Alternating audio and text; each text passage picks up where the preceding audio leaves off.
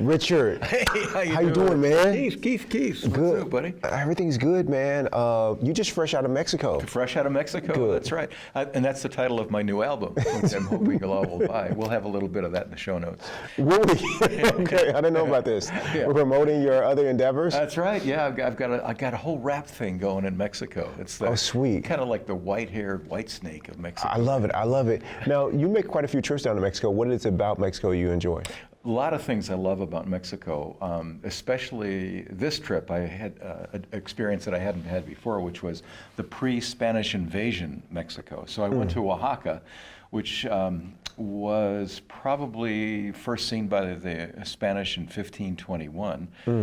They landed in 1519 in Veracruz and then took 2 years to make their way over. But their culture was thriving. They were wonderful astronomers. They had mathematics that had been figured out beautifully. Oh, wow. They had a fair amount of homeopathic kind of cures that were successful. So this trip was all about seeing a pre-Spanish culture in Mexico, which I enjoyed very much. There's that's great. Great nature component, a lot of interesting foods that I hadn't sampled before, and had a great time.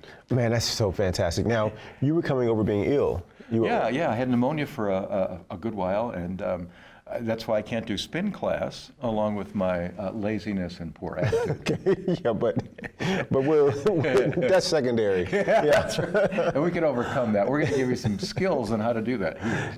No, we both are. We both are. Okay. No, your attitude is always good, man, every time I'm around you. So I thought today, you and I could talk a little bit about how to be peaceful in relationships.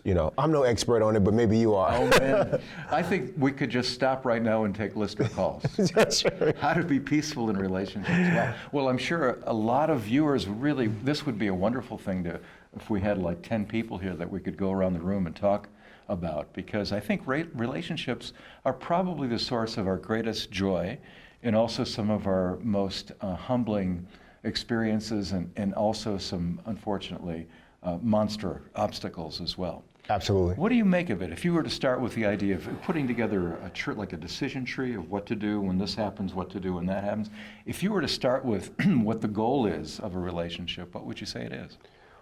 For me now, or me years ago when I was struggling and stumbling and like falling downstairs and like wrecking myself? Well, it's a good point though. Let's use the idea of how it is now and why that is superior to the way it was for you. Well, before I was coming from what I know now is I was coming from a place of ego, and I had some expectations of how I think things should go. And we both know that that's a source of all suffering. Mm-hmm. And I had an expectation of what my ideal partner, what she looked like, how she behaved, how she treated me, what her goals were, what they should be. So, you can't control life, you can't control people. And so I have later learned that a lot of my suffering came from wanting them to be a certain way, show up a certain way, treat me a certain way, and when that didn't happen, there was a ton of suffering involved. So that was consciousness, and I can fade in and out at any time. So, what about you? How was it before? Well, I still struggle with it, to be honest with you. Even though I'm an old guy, I still struggle with what the proper attitude toward relationship is, because I do think it's one of the most intimate things we can do as humans. Yes. Is to share our lives. I think if I were to boil it down to one tenet, one principle about what a relationship should stand for, to me it would be twice the fun and half the sorrow. Absolutely. Now, how was it for you before you came to that understanding? Half the fun and twice the sorrow. No. Usually I think where I went off track with relationships with women, love relationships or romantic relationships, had to do with the very thing you're talking about, wanting them to be a certain way for me. If only you would be more like me, we'd have a great. This would be great. What's wrong with you?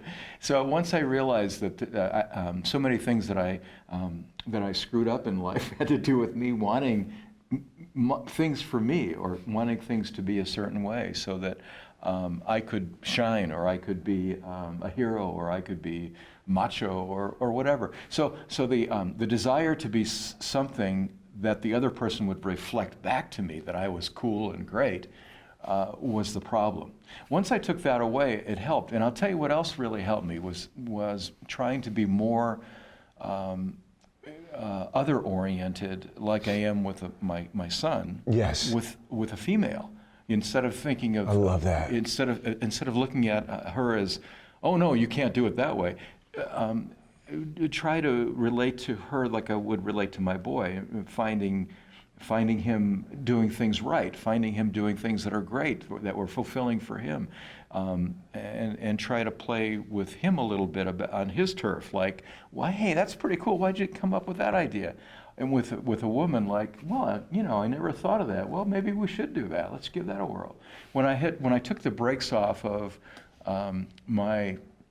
when I decided that it wasn't that important for me, and I wasn't getting the kind of thing that I wanted out of my relationship to always look good, right, and opened that up and became more vulnerable, and let her call the shots and kind of noodle with her about what was going on in her life, that helped me a lot. Oh, that's big. I love what you said about other-oriented. And when I look at my life, a lot of my life, especially since ToBeRe, has been very much other-oriented. And I think that's why I've experienced so much joy and like satisfaction from serving other people, because I made it all about being other-oriented. And I wasn't looking for or needing them to say thank you for everything you've done, and to tout how amazing I am. I didn't need them to do that. And so this is really profound what you just said. I could see it very clearly with other people, because when ToBeRe went through a patch where we didn't know what the future was for it, sure, people were kind of concerned because they knew I had been committed to ToBeRe for, at that time, 7, 8 years. And they were surprised that I wasn't devastated that we might not continue. And I wasn't, because I wasn't attached to ToBeRe. It wasn't who I was. ToBeRe was a community, it was a concept, something that we were aspiring to be. And so I wasn't attached to it in that way, because I could serve anybody, anywhere, Let me interrupt just for a second, because I want to make sure I'm clear on this, and maybe others are unclear right now on it. So when you're in a personal relationship with one, how does that service idea help you with that relationship, or does it at all? Does it enter in at all? Well, see, so for me, I was able to do it with other people, in groups of people, very well. For some reason, it did not transfer or translate over to my intimate relationship. Oh, and so that, and it's just now that you have just helped me when you said other-oriented, it's the first time that I've been awake enough to see it, that it applies all over my life. Because, well, I've started to do it, most recently, maybe a year ago or something like that. But before that, I wasn't doing it to the relationships that were very, very close to me. But again, in groups, it was easier. I did an exercise with a group of doctors. And in this exercise, they list the things about themselves that are great, and also include things that are not so great. And the not so great things that they wanted to change were that when they're with their colleagues, they are the kind of person that they want to be. But when they're with their significant other, they don't treat them the same way. Yeah. And so when they're with their colleagues and their patients, they're other-oriented, but in their intimate relationships, they're not the same. And just that's reflecting back on me, and that's why I showed up. So now, like a year and a half ago, I started to change that. And literally, and I knew that the reason I had to change was because I understood that if I don't want to suffer, which I don't, I knew that change was absolutely critical and essential. So that was the greatest motivation. Two, the reason that I wanted to change, because I wanted to be more conscious. I wanted to be the best version of myself that I could be. And I knew that this was in the way and the suffering and everything else. So I knew I had to change. Irrespectful of what anybody else was going to do, I knew that I had to change. So that was already happening. But what I didn't know or have the language for is that it was because I was being other-oriented.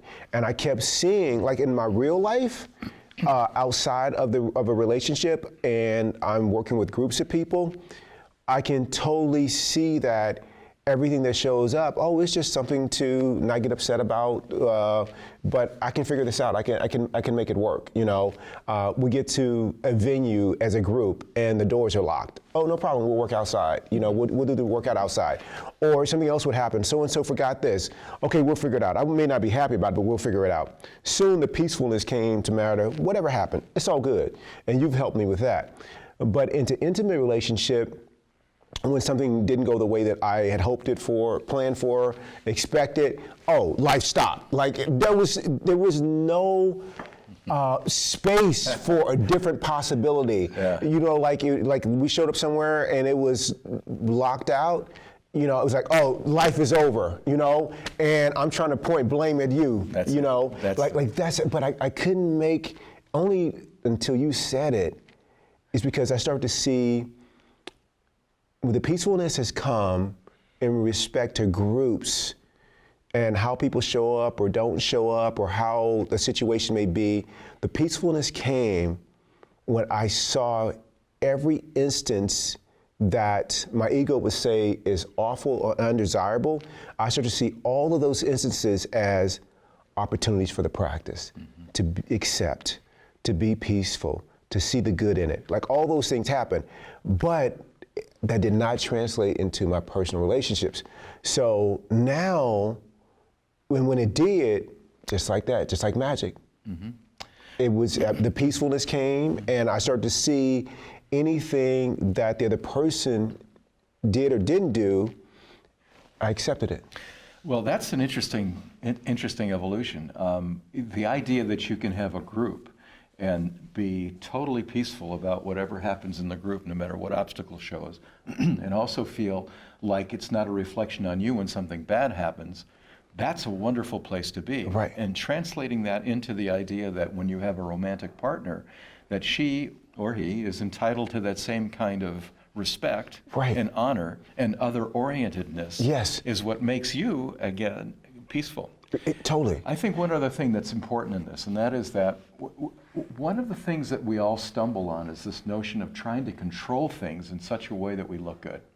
And even if you get a handle on how to let that go for yourself, it's very hard to let that go for someone that you love. For two reasons. One is because that person is an extension of you, and if you don't like what they're doing, or it's repugnant, or it's not as fulfilling as something that you think ought to be for you, you don't like it. You want that to change. I think that the second reason is that, I don't know how to put this. Every spiritual leader that I'm aware of never had a spouse or never had a significant other, which I think is interesting. Does that mean that they felt that they could develop spiritually better if they didn't have someone that constantly created a pressure where they had to make the choice about being self-oriented or other-oriented? Or is it one of those things where it just never occurred to them because they were on a path that required them to be so other-oriented that they couldn't conceive of having someone just for themselves? But I do think that there is an ego component in a relationship. I mean, the personal aesthetic, how you look, how you present, how you speak, like how much money you have, all the things that are ego-based are tied up in a romantic relationship. We all have a personal aesthetic. You wouldn't marry somebody that maybe looks a certain way, or some people wouldn't marry somebody that doesn't have enough money, and those are things that we all have to cope with. But my point is that once you're in the relationship, then you almost look at her as an extension of you, and you find fault in a way that about anything that is something you don't like. Yeah. Now, here's an alternative way of looking at it, I think. If you're other-oriented, maybe the way to handle that is you let the other person be. Absolutely. You let the other person be. And you, I think at some point accept the notion that that individual is an individual.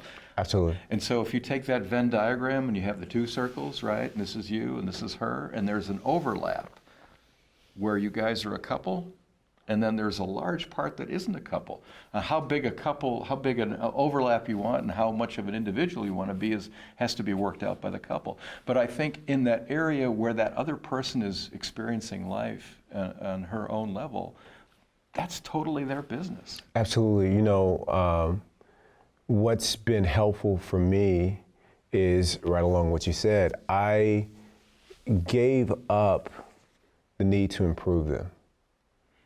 Like, you know, as a biological form, you know, I may have a preference of behavior that's this way is more desirable to me than this other behavior, or aesthetics this way versus that way.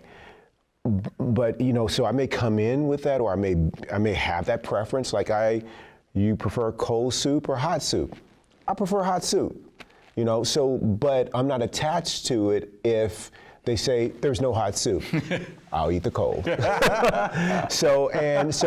Choice between celibacy and cold soup, you'll take. I'll take the cold soup. Yeah. And so, you know, with a partner, you know, if I have like, oh, you know, I prefer them to look this way, this is how they look. I'm happy with how they look. Well, and as we get into a relationship, we find out all kinds of things that are things that we never thought. You believe that? Oh my goodness! And you kind of have to rethink things. Yeah.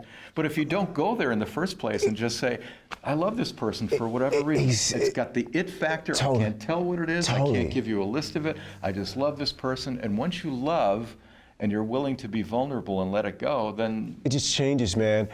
I just really start to stay more in my lane and like, oh man, it'd be great if, you know, we were on the same page with this, or you like this same activity that I liked, or, you know, you were as committed to health and wellness as I am, and, you know, I let all that go. Like, hey, you know what? I got enough over here to work with, and this is a lifelong practice right here, just working with this ego of mine.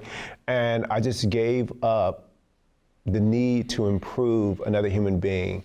And if they were happy, great.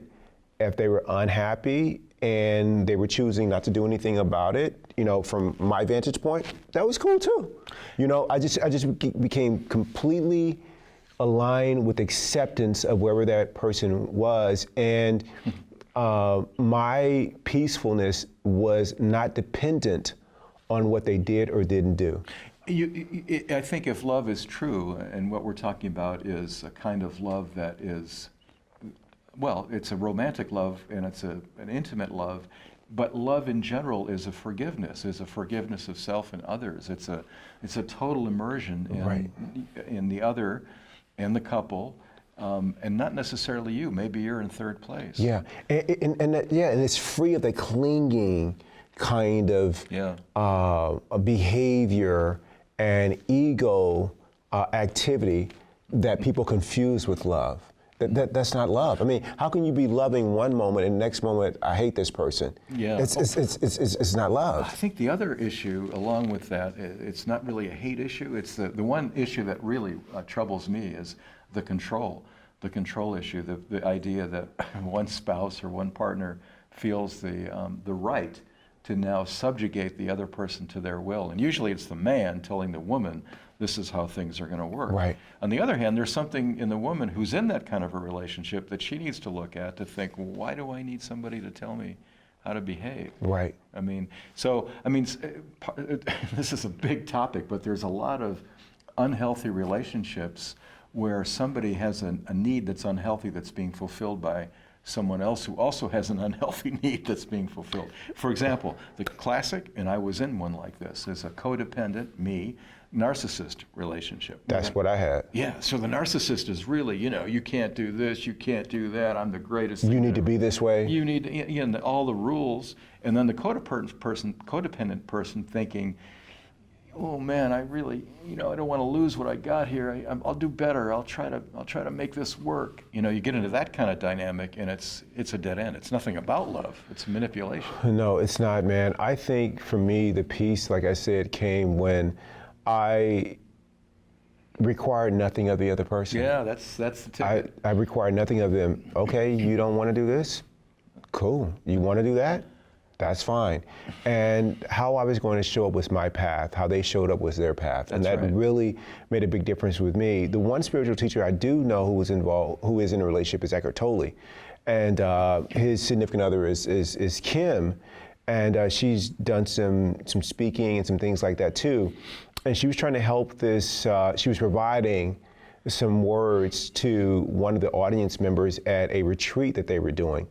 And at this retreat, the audience member was having some attachment with her kids and stuff like that. And so Kim kind of shared about her own experience with attachment, and it was when she came into the relationship with Eckhart. And she said that she was in these old other relationships to where, she felt she was hurt. It was a lot of pain and suffering in the relationships. So she was very clear on what she wanted in a partner and what she wasn't going to tolerate. So she went to Eckhart and she gave him this long list of things and said of her expectations, and Eckhart goes, and then he kept noble silence. Noble silence. No. And that was it. That's all he did. That's all he said. What did she say that she got a benefit from that? Oh yeah, she said my old way of working and behaving is not going to work here. Yeah. And she got really clear, like he was not going to allow her to put her ego expectations on him, because what she said that was freeing for her too. It was completely freeing for her, because what she got clear on is the way that he was supposed to act, the way he was supposed to treat her, all these rules about how he's supposed to make people know that they're in a relationship together, and all this other stuff that ego does. Or be possessive, and in my case, need my significant partner to, stroke my ego and all this, like all that stuff. He was not going to take any of that on. And it was freeing for her, because she became very clear that if she put those expectations on him or tried to, that she wouldn't be having a relationship with Eckhart. She would be having a relationship with her idea and her expectations of how a partner should be. That's right. And I think that's how most people are in relationships. That's how I was. I had an expectation of how you needed to be for me to be happy, of how you needed to be to reflect on me in a way that everyone else admired or liked, or I thought was the way it was supposed to be. And so I wasn't having a relationship with the other person. I was having a relationship with my idea of who that person should be. Yeah. And it came down to like, oh, really? You wearing that? Okay, all right. You're not going to the gym today either? Okay. Like all that kind of passive aggressive kind of control is what I was doing to try to make them conform to this idea of who I thought that my partner should be. And I let the idea and the expectations go away. As soon as I did that, Rick, peace. Yeah, babe. I felt peace. And it's disconcerting for the other person. Because most people aren't used to it. It's like, oh, you don't care anymore, or you don't. That's the reaction you normally get. Yeah. The reaction you normally get is, oh, you don't care anymore. You're not saying anything. You're okay with everything. Yep, I'm okay with everything. And that leads into Stoicism, which is another show, which is all about accepting and not trying to control things, just seeing them as they are and dealing with whatever the circumstance is as it shows up, without having any expectations and without being run by your emotions. But that's another show entirely. I would love to have the viewers tell us about their experience with relationship, because everybody on the planet has had it. Everybody. I mean, that's the source of human history, is a relationship, right? Absolutely. Yeah. So if we wound up, you usually do the wind up, but I'm going to do an early wind up. For me, I just want to say that relationships, in my judgment, work when you lose yourself. You lose yourself. That is, you love unconditionally. You don't have conditions set about what it takes to make you happy, because you're making yourself happy. Exactly, and that's different from losing yourself in a relationship, right? That's right. Yeah, so can you talk about that distinction really quick? I'm going to say that the second point of that is just what you're asking about, which is when you love unconditionally, then you also have a reservation that you're not going to take on the other person's, how would you say it? Other person's ego needs, because you're not taking it on your own, so you're past that. So for me, it's loving unconditionally, and then when the ego shows up, whether it's mine or hers, that's off the map. That's just not something that I'm interested in pursuing. And if that causes the relationship to end, I'm okay with that. Right. I'm okay with that. Yeah, because you want a relationship with this other conscious being. You don't want a relationship with That's another right. ego. Right. I got my own. It's big enough. It's problem enough. I mean, it's painful. I don't want to do too painful things. So, but if you have somebody that you are unconditionally in love with, and you both are working on trying to get out of ego and trying to be the best people that you can be, I do think you have twice the fun and half the sorrow. I completely agree. And I'll just close with relationships and the people that you're closest with, they are your best teachers, because they really, so true, man. they really challenge ego. And once So true. you can let go of any expectations of other people to make you happy or fulfill you, or that they have to show up a certain way, man, you're on your way to peace, and you will show up better for yourself and in that relationship. And not everybody's ready for that. It took me a while to get ready for that. And but man, it's a sweet place. It's a sweet space to be in. Well, on the other side of it now, you've been in both situations, and you can speak from the heart, and you have, about the difference between how it is when you're suffering and trying to get those strokes and trying to get all of this worked out so the other person loves you and you can feel okay. You're never going to feel okay unless you start with the idea that it's all okay. I'm totally fine the way I am, Right. and I'm trying to improve and become more conscious, and that's my path, and that's my inner love for myself. That starts there, number one. Oh, exactly. And the greatest gift that you can give to yourself and your partner in a relationship is your commitment to becoming conscious yourself.